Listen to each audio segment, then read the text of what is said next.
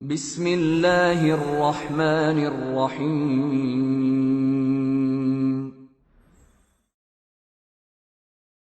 Bismillah va salatu vassalamu ala rasulillah amma ba'd.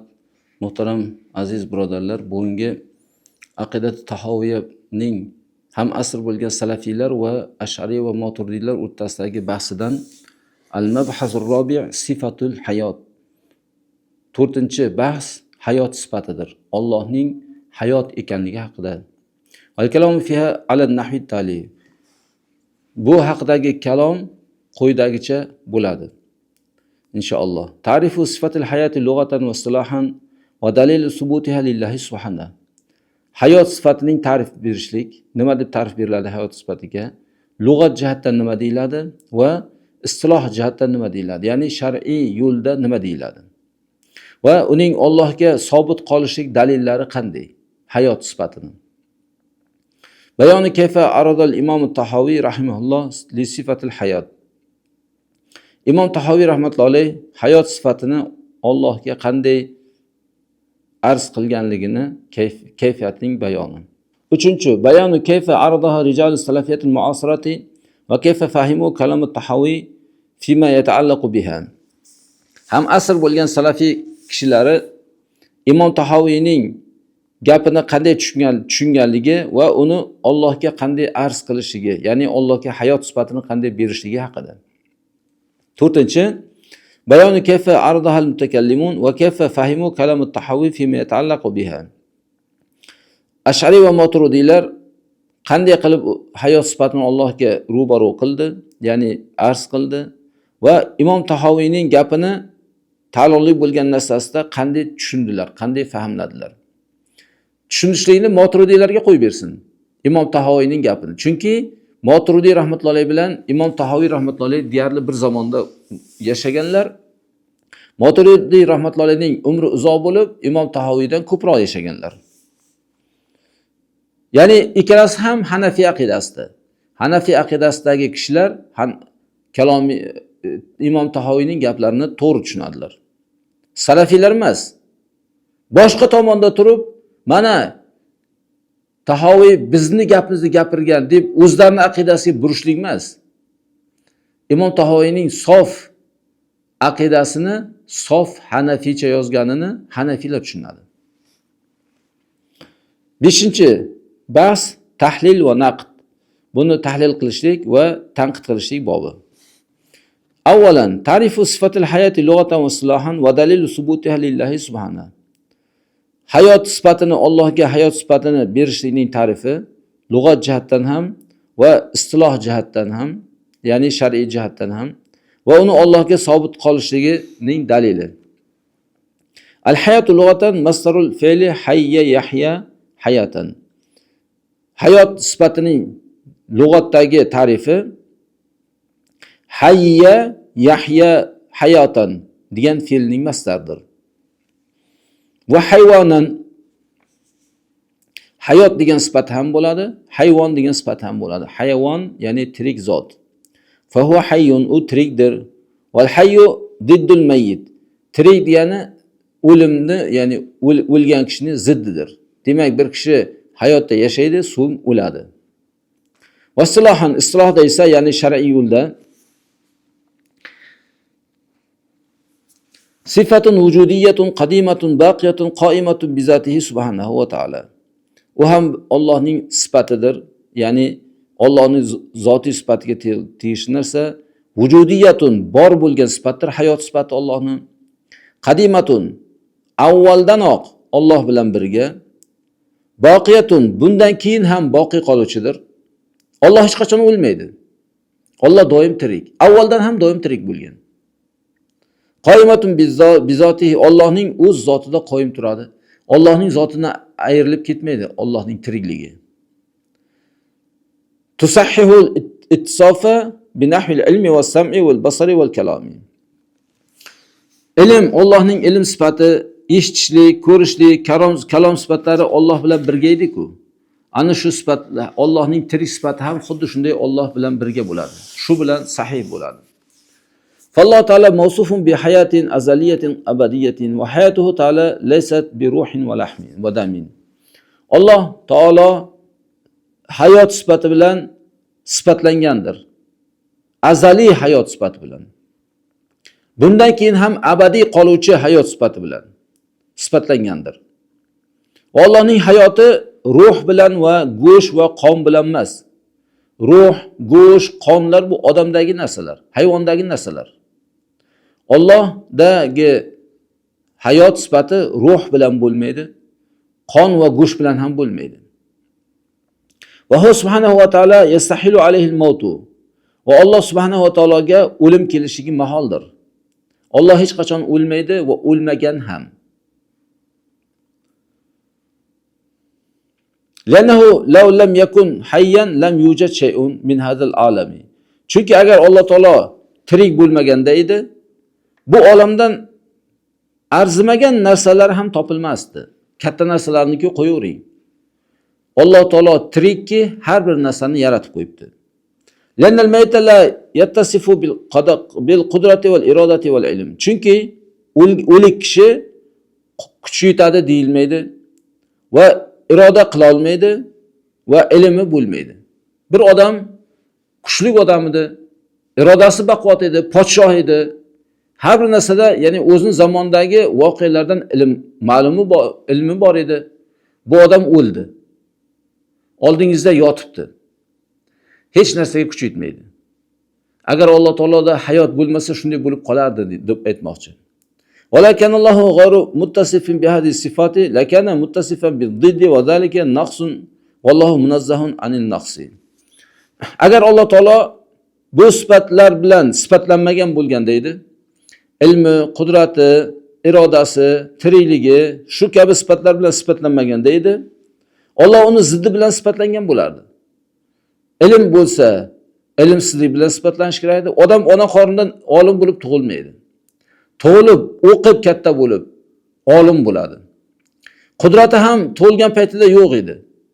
Katta bo'lib, kuchga to'lib, ba'zi bir narsalarga qudrat yetadi. Endi o'lganidan keyin shuni ziddi bilan ham sifatlanadi. Alloh taolo bunday zot emas. Va zalika naqsun, bu esa noqislik deyiladi Allohga nisbatan. Vallohu munazzahun anil naqsi, Alloh noqislikdan pokdir. Alloh taolo pok noqislikdan. Va hayatu taala kasairi sifatihi sabitatun lahu azlan va abadan la yadkhulha taqattu'un. Allohning hayot sifati Allohning boshqa sifatlari kabi sobitdir Alloh uchun. Alloh eshituvchi bo'lgan zot, eshitishlik Allohda sobitmi? Hayot sifati ham Allohda sobit. Azaldan sobit bo'lgan va abadiy sobitdir. Oldindan ham Alloh taolodan oldin hech narsa bo'lmagan, birinchi bo'lib Allohning o'zi va keyin ham yolg'iz Alloh, undan keyin hech narsa bo'lmaydi. Bu juda ham uzoq yillar davom etishligi mumkin. Lekin jannatni Alloh taolo boqiy qildi, do'zaxni boqiy qildi. La yadkhuluha taqattun. Allohning hayot sifatiga uzilib qolishlik kirmaydi. Bandalar mana bu dunyoda yashaydi, o'ladi, qiyomatda yana tiriladi. Demak, bandaga uzilish kirdi. Birinchi yashaydi, vafot etadi, keyin yana hayot beriladi insonga. Alloh taologa bunday hayotda yashab turganda uzilishlik bo'lmaydi. Walasat ka hayatil makhluqin allati hiya bi ijtima'i ruhi wal jasadi va yadkhuluha taqattu. Bu Allohning hayot sifati mahluqlarning sifatiga o'xshash, hayotiga o'xshash emas. Ruh, jasadlarni birlashgani kabi. Ruh bilan jasad borki, inson ko'z ochib yashab yuribdi. Va yadkhuluha taqattu. Insonning hayotiga uzilishlik kiradi. Demak, bu hayotda yashaydi, o'ladi, yana qiyomatda yashab ketadi. Alloh unday zot emas. Va min al-adillati an-naqliyati ala subutiha lillahi ta'ala qawluhu. Allohning hayot sifatining sobit ekanligiga naqli dalillardan Allohning so'ziki asazbillah. Allohu la ilaha illa huval hayyul qayyum. U Alloh yolg'iz ilohdir. U Alloh hay, tirik zotdir. Al-Qayyum, boshqa narsalarni ham qoyim qilib turuvchi zotdir. Alloh tirik bo'lib boshqalarni qoyim qiladi. Misol, insonlarni Alloh taolo qoyim qilib qo'yibdi. Yuragiga madad berib qo'yibdi. Jigariga, oshqozonlariga madad berib qo'yibdi. Agar Allohning madadi uzilsa, shu a'zolar ishdan chiqadi. Alloh bir bandasiga madadini uzib qo'yishligi u zulm deyilmaydi. Adolat deyiladi. Alloh bandalariga o'z fazli bilan yurakni, oshqozon jigarlarni berdi. Buni ishdan to'xtatib qo'ysa Alloh o'z xohishi bilan to'xtatadi. Zulm qilib to'xtatmaydi. Va qaluhu jalla shanuhu Alloh taolo yana aytadiki, Astagfirullah, huval hayyu la ilaha illa huwa fad'uhu mukhlisina lahuddin. U Alloh tirik zotdir. U zotdan boshqa ibodat qilinadigan zot yo'q. Fad'uhu, Allohga duo qilinglar, mukhlisina lahuddin. Dinni Allohga xolis qilib duo qilinglar. Din Allohga xolis bo'lishi kerak. Faqat asbatat hatanil ayatani hukma sifatil hayati lillahi ta'ala. Mana bu ikkita oyat, ya'ni Allohu la ilaha illa huval hayyul qayyum bilan huval hayyu la ilaha illa huwa fad'uhu mukhlisina lahuddin, bu ikkita oyat Allohga hayotni sifatini hukm qilib berdi. Demak, Allohga hayot sifati bor ekanligini bildirdi. Va huwa kaunuhu hayyan va ma dama subhanahu va taolo hayyan. U Allohning tirik ekanligini bildirdi va Alloh taolo modomiki bor bo'lib turar ekan tirikdir. Alloh taolodan hech qachon hayot orqada qolib ketmaydi. Faqat sabata lahul hayatu. Demak, Allohga hayot sifati sobit bo'ldi. Illasa ma'nal hayy illa man sabata lahul hayatu. Chunki tiriklik ma'nosi hayot unda sobit bo'lgan kishidagina ro'yobga chiqadi. Tirik deydimi? Tiriklik ma'nosi hali o'lmaganligidan dalolat qiladi. Alloh taolo o'lmaydigan zotdir. Va minal adillatil aqliyati ala ittisafihi subhanahu va taala bi sifatil hayati. Ittisafuhu taala bi sifatil ilmi wal qudrati. Alloh taoloning hayot bilan sifatlashiga naqli dalil, aqli dalillardan Allohni ilm va qudrat sifati bilan sifatlanishligidir. Fa inna kawnal alimil qodiri hayyan daruriyun. Chunki olim zot, qodir zot tirikdir zarurat jihatdan. Hech qanday bunga ikkilanish yo'q. Bir olim bo'ldimi, tirik bo'ladi. O'lgandan keyin u ketdi. Qodirmi? Tirikligida qudrati bor. O'lgandan keyin qudrati ham ketdi. Allohda esa doimiy olimligi sabablik va qudratlik bo'lganligi sabablik Alloh tirik zotdir, bu zaruratan bu. İz laysa ma'nal hayyi illa man sabata lahul hayatu. Chunki tiriklikning ma'nosi tirik hayotning ma'nosi sobit bo'lgan kishidadir. Demak, bir odam tirik deyilsa, u odamda hayot bor ekanligi ma'lum bo'ladi. Alloh taolo xuddi shuningdek har bir narsadan oliy bo'lgan zotdir. İzla yani bil hayyi illa ma yashru bi nafsihi va ya'lamu zatahu va gharahu. Chunki tiriklikning ma'nosi o'zini sezib turishligi va o'z zotini sezib turishlik va undan boshqalarni sezib turishlikni ham tirik deyiladi. Demak, bir odam tirik deyilsa, o'zini biladi, zotini biladi va atrofdagi kishilarni ham biladi. Val alimu bi jami'il ma'lumati val qadiru ala jami'il maqturati kayfa la yakunu hayyan. Demak, har bir ma'lumot narsalarni, bor bo'lgan narsalarni biluvchi zot va har bir kichik qudratdan katta narsa qudratlargacha qodir bo'lgan zot qanday qilib u tirik bo'lmasin? Butun osmonlar va yerlarni yaratgan zot qanday qilib tirik bo'lmasin? Biz hali osmonlarni aytyapmiz. Kursiy juda ham katta. Arsh undan ham katta. Alloh shunchalik katta narsalarni yaratgandan keyin qanday tirik bo'lmaydi? Va minha ma zakarul Imom al-Ash'ari fi isbati sifatil hayati haythu qol. Imom Ash'ari hayot sifatini, Allohga hayot sifatini isbot qilgan paytida shunday degan ediki, kazalika la yajuzu an tahdusal sanoi'u illa min hayyin qodirin. Xuddi shuningdek sanoi'a, ya'ni bor bo'lgan narsalarning paydo bo'lishligi qodir bo'lgan tirik zot tomonidan bo'lmoqligi joiz bo'ladi. Demak, qodir bo'lsa, tirik bo'lsa, yasaladigan, yaraladigan narsalarni qilishligi mumkin. Li'annahu law jaza hudusuha mimma laysa biqodirin va la hayyin lam nadri la'ala sa'ir ma yazharu minan nasi yazharu minhum wa hum ajzatun mauta falam istahala zalika dallat as-sana'i'u ala anna Allah ta'ala hayyun qadirun. Chunki agar bir narsani paydo bo'lishligini joiz desak, u qodir bo'lmagan, tirik bo'lmagan narsalardan hech joiz bo'ladimi yaratishlik? Tasodifan joiz bo'ladi desak, biz odamlardan zohir bo'layotgan boshqa narsalarni ham ehtimol bilmay qolarmiz.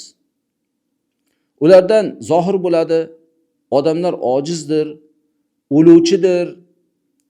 Shulardan ham biz sodir bo'layotgan narsani bilmay qolishimiz mumkin.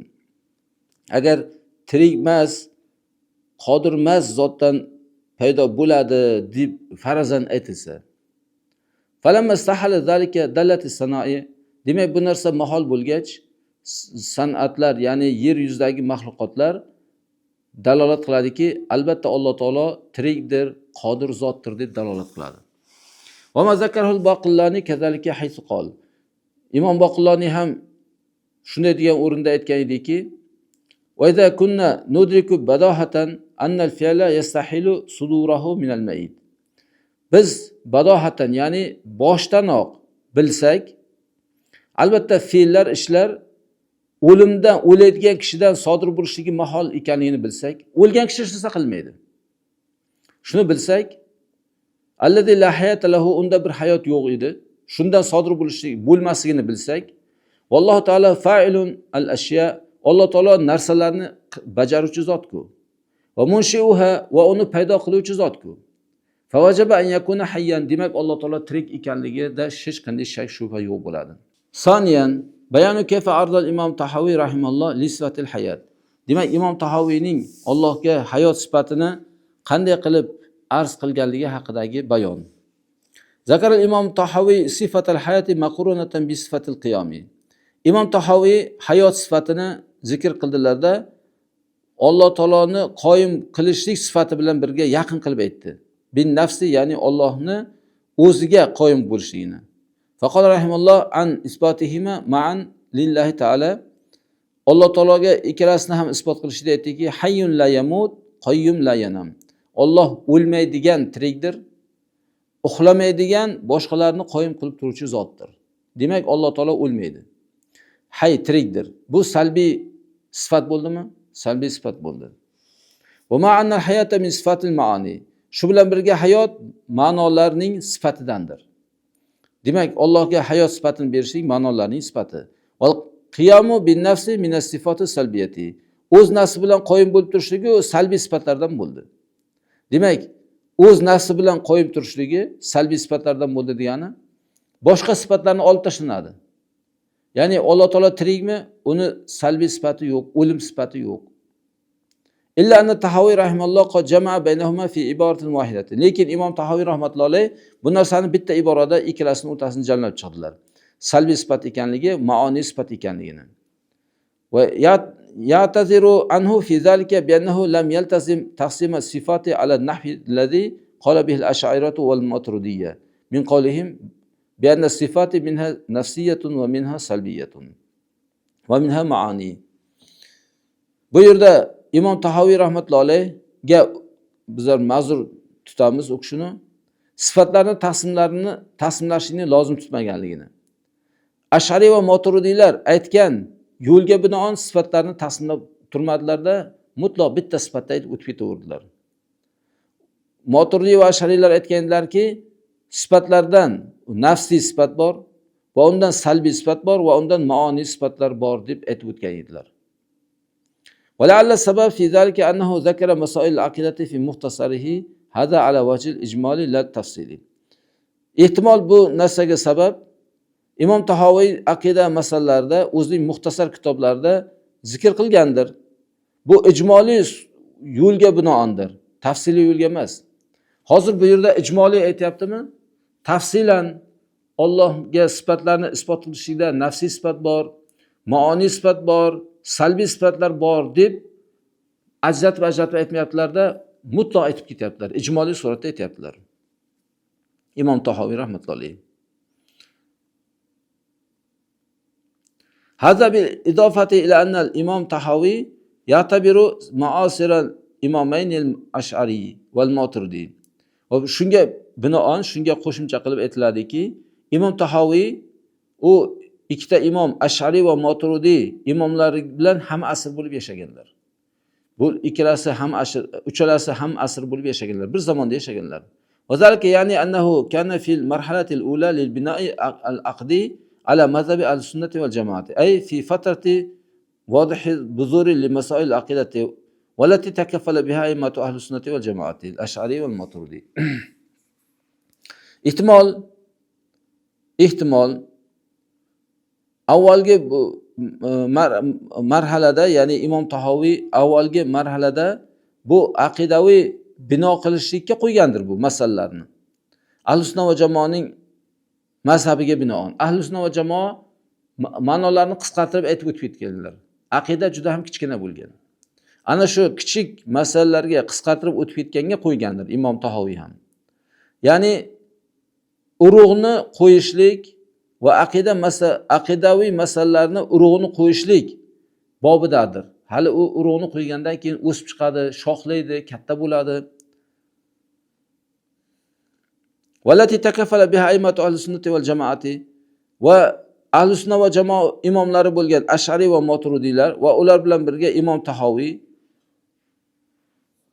bo'yniga olgan, ya'ni o'zlari qisqa qilib yozgan narsalar aqidalardir.